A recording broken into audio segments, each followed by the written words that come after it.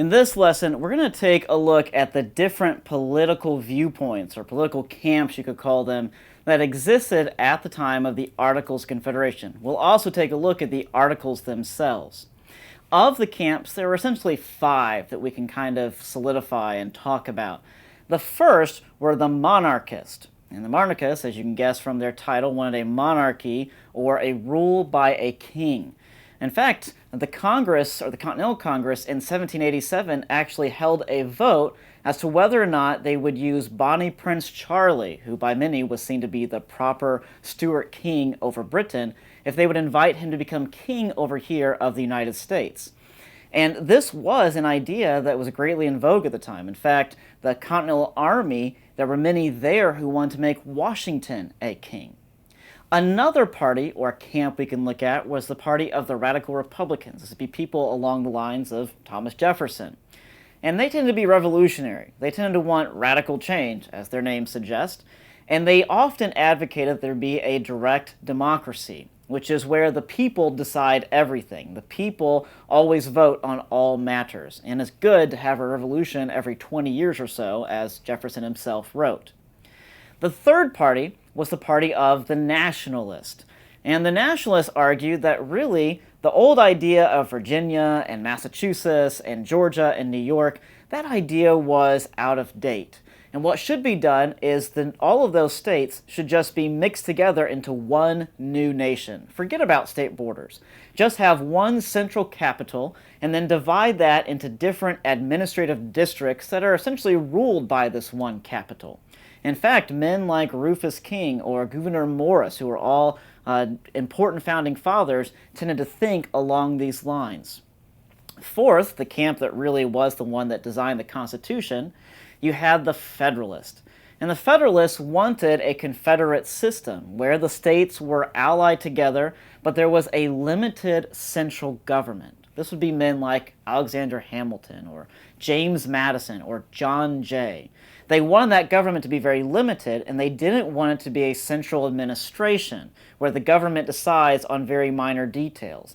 In fact, they really saw the government as primarily being in charge of things like currency, of things like war, of things like foreign policy, or maybe regulating trade between the states, but certainly not deciding what individual states or individual towns should actually do. And then fifth, you had the localist. These were those who just wanted a very loose confederation. They wanted the states to be seen as highly sovereign. They also wanted things like a single foreign policy, but they were really what we call our states' rights guys. This would be men like Samuel Adams and Patrick Henry. Now, these localists and these federalists are really the ones who united to form the Articles of Confederation. But the Constitution was largely formed by men who were nationalists and federalists. That's why it's much different. But before we look at the Constitution, let's take a look at the Articles of Confederation, which was the original Constitution. It was the original government. The Articles were actually first drafted in 1777, not long after the Declaration was drafted and signed and sent off to Great Britain, because the Congress understood that they were forming a nation that was going to be separate from Britain and needed its own written government.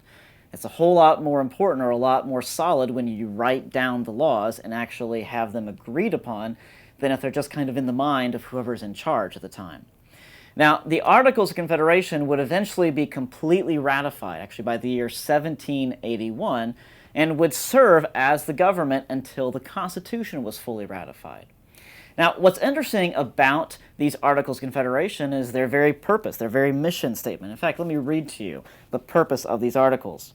The said states, those being the states of the Confederation or the United States, hereby severally enter into a firm league of friendship with each other for their common defense, the security of their liberties, and their mutual and general welfare, binding themselves to assist each other against all force offered to, or attacks made upon them, or any of them, on account of religion, sovereignty, trade, or any other pretense whatever. In other words, the Articles, which goes on later to talk about a perpetual union, recognizes that the states have bonded together. They've essentially made a covenant, a compact together that they will serve each other, that they will come to each other's assistance and aid and common defense. What's interesting about the Articles is the Articles always referred to the states in the plural. It was always, we, the United States, are doing this. So the United States as a single government, using the phrase the United States is going to war, was really off the radar of the Founding Fathers at the time of the Articles of Confederation. It was really, we the states are going to war. We the states are passing this law, or whatever the case may be.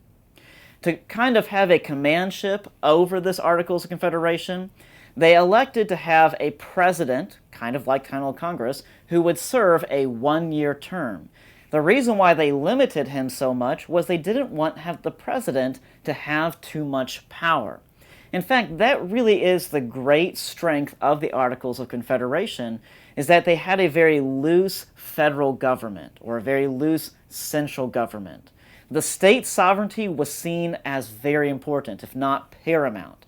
The state sovereignty was seen as first and foremost because there was no United States. The states had always been independent nations up until this time, and they pledged together in this common defense, but they were still sovereign countries. That really is the great strength of the Articles, and what would be ultimately the great debate that would be fought by a war, which was the war between the states. Now, the Articles, of course, had weaknesses. If they didn't have weaknesses, then the convention never would have happened. One of the primary weaknesses of the Articles of Confederation was that the Congress, which could essentially give mandates or pass laws, basically, had no way to enforce those laws. So it's basically like somebody who tells you to do something, but they never make sure that you do it. And so therefore, you realize, oh, I can get away with this. And because the Continental Congress had no way to make certain the states obeyed, the states often did not obey. They would sometimes break treaties that the Congress had made with places like Great Britain. Another issue with the Continental Congress under the Articles of Confederation was they had no positive way to keep an army. They had no easy way to actually make an army to fight any war in the purpose of defense, which meant that the United States was very vulnerable. Soldiers, for example, and all of their equipment and all of the funds needed to pay them had to come directly from the states or from the soldiers themselves. Another issue with the Articles of Confederation was it did not allow Congress to have any way of taxation. They had no way to raise money for things such as an army or a navy, or if they needed to build, say, a bridge between two different states. So it really limited what they could actually do. Yet another problem with the Articles was that it had no Supreme Court. In other words, if two states disagreed on something, there was no higher authority they could go to actually settle their dispute. The Supreme Court really does settle disputes between the federal government and individuals, or the federal government and states, or states and states. That's one of its primary purposes. It's a mediator. And then, of course, one of the greatest issues, and the final issue we'll mention with the Articles, was that it had no way to be amended.